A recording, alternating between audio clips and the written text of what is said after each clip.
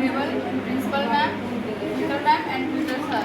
So today we are going to share our presentation on circulatory system और circulatory system.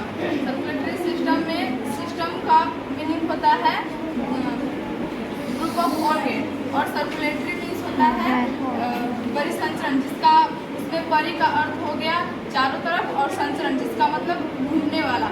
अर्थात इसका तात्पर्य ये हुआ कि हमारे शरीर में ब्लड का चारों तरफ घूमना या सर्कुलेट करना ही सर्कुलेटरी सिस्टम कहलाता है। सर्कुलेटरी सिस्टम में हमारे बॉडी के बहुत सारे पार्ट उसमें हेल्प करते हैं हमारे शरीर में ब्लड को फ्लो करने में। ब्लड क्या है?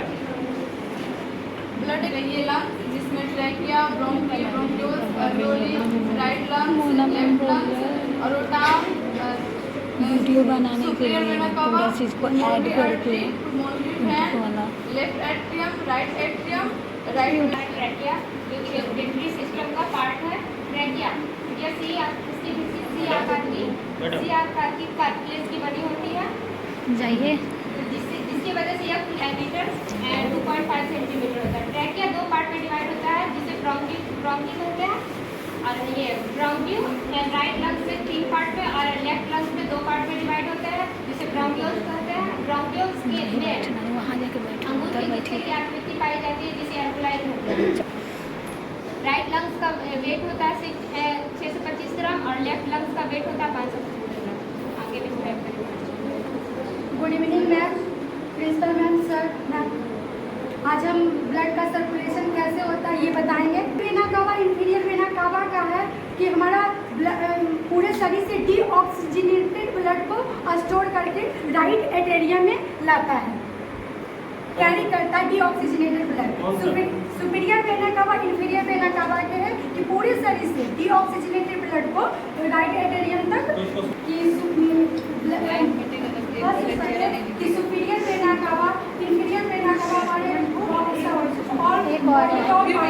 डीऑक्सीजनेटेड ब्लड को लाता है, डीऑक्सीजनेटेड ब्लड को राइट एटेरियम में लाता है और राइट एटेरियम के पास ट्राइकस्पिड बॉर्ड होता है और हृदय के संकुचन के कारण राइट एटेरियम से ब्लड हमारा राइट वेंट्रिकल में आता है और राइट वेंट्रिकल के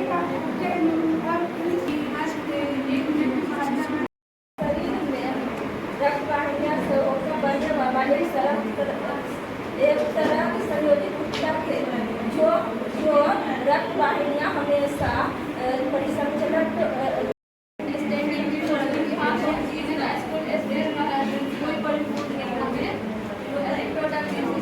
बनाने में योजना कुछ करके बनाया है। ये सिस्टम को डिस्क्राइब करने जा रही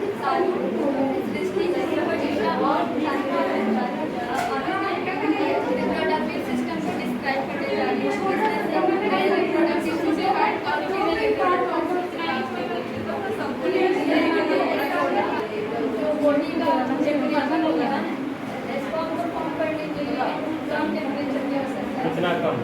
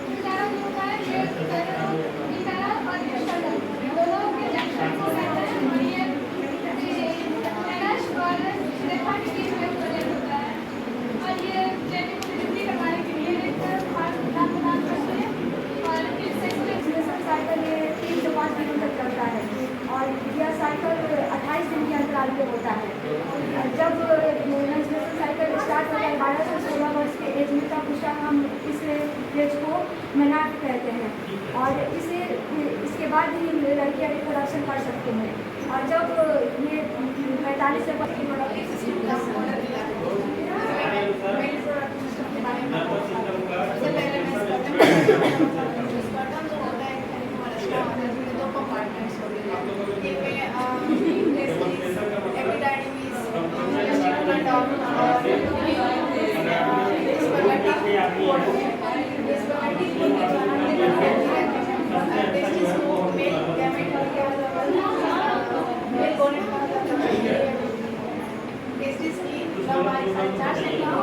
और चौड़ाई 2 से 5 सेंटीमीटर, मोटाई जो होती है 3 सेंटीमीटर, इसका वजन जो होता है 10 से 15 ग्राम का होता है।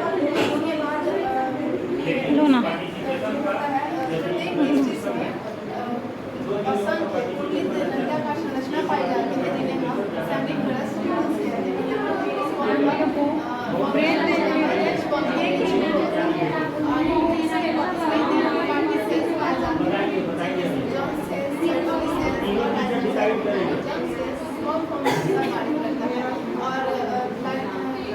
पर जो होता है वो कार्य करता है और ये जो डाइजेशन होता है वो टेस्टोस्टेरोन नामक हार्मोन को सेक्रेट करता है।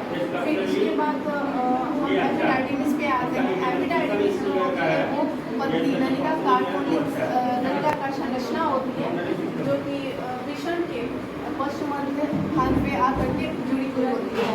ये इसमें स्पर्म मैच्योर होते हैं और ये स्पर्म को रास्ता प्रदान करता है। इसके बाद ये 3 भागों में बांटा हुआ होता है। एपिडाइडिमिस जो होता है 3 भागों में बांटा हुआ होता है बॉडी।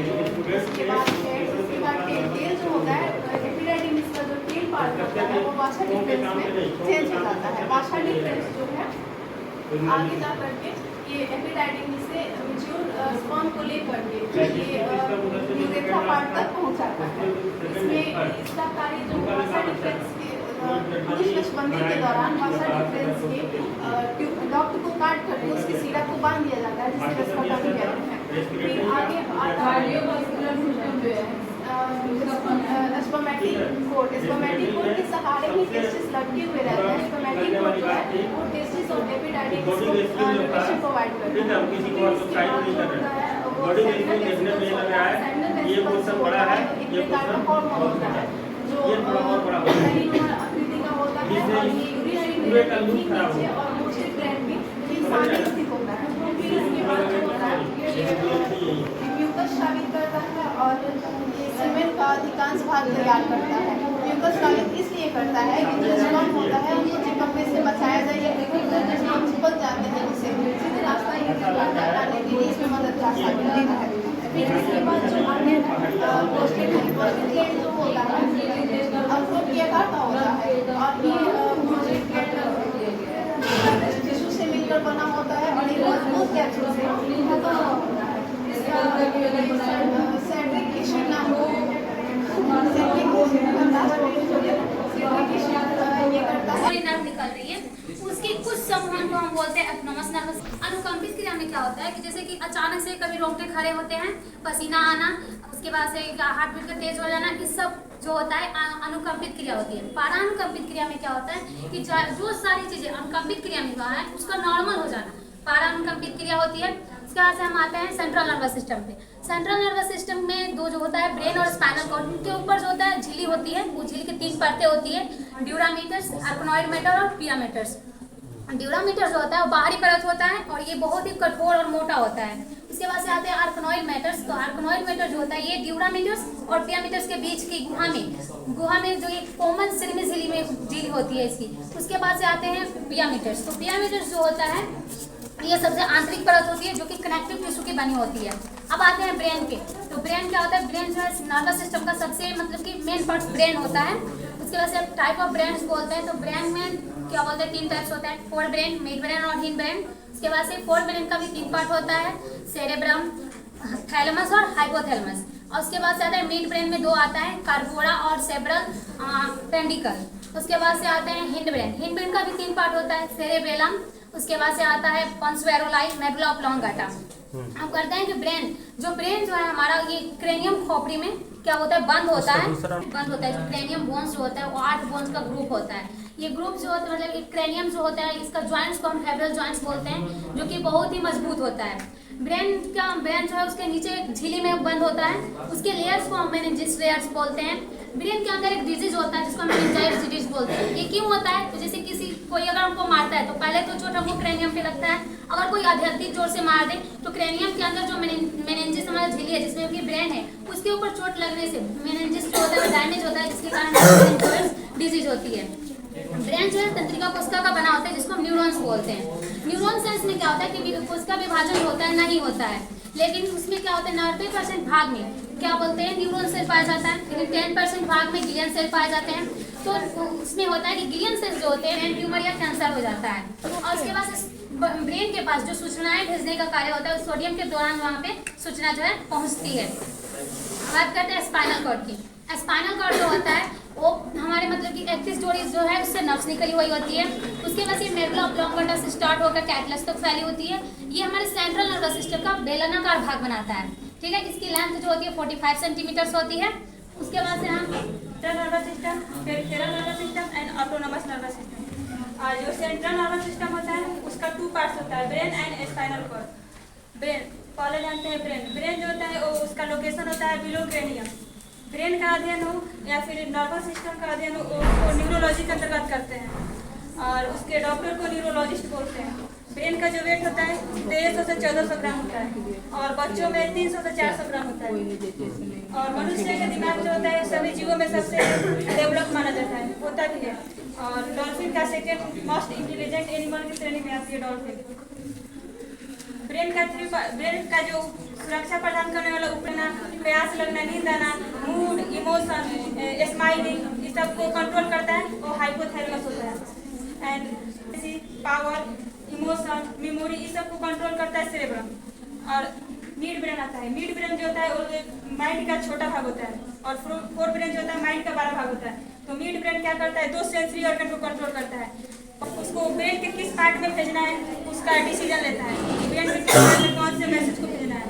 और सेकेंड आता है और सेकेंड आता है मेडुला ऑब्लोंगाटा। मेडुला ऑब्लोंगाटा जो होता है अनैच्छिक क्रियाओं का कंट्रोल करता है, जैसे कि वाइटल रिएक्शन जैसे रिस्पायरेशन, डाइजेशन, एक्सक्रेशन, सर्कुलेशन, इन सब के बिना मनुष्य जीवित नहीं रह सकता है, तो इन सब का कंट्रोल करता है।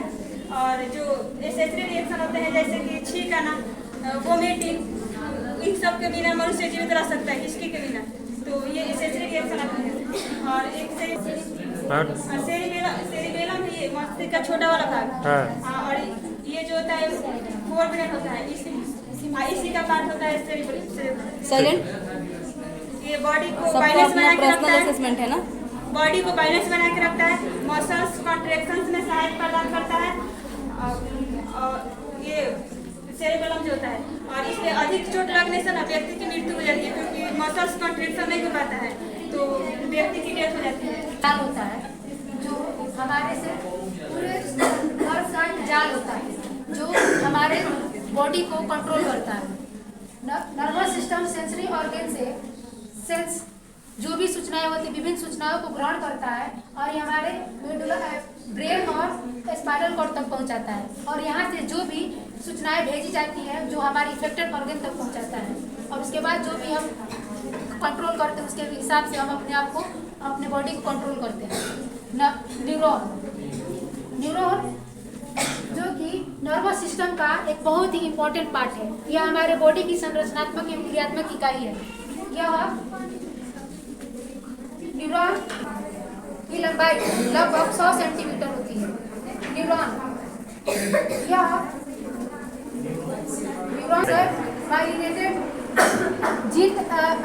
में माइलिनेटेड रहता है, उसे माइलिन शीथ प्रेजेंट रहता है, उसे माइलिन शीथ कहते हैं, जिसमें प्रेजेंट नहीं रहता है। वाइवा होगा ये आप लोग को प्रिपेयर किया जा रहा है फाइनल एग्जाम के लिए। जब वाइवा होगा तो आपका इंडिविजुअल असेसमेंट होगा, ग्रुप में आप हैं वो अलग है, लेकिन आप इंडिविजुअली क्या रिस्पॉन्ड कर रहे हैं उस चीज़ का आप क्या इसका एफर्ट दिखा रहे हैं उसका नंबर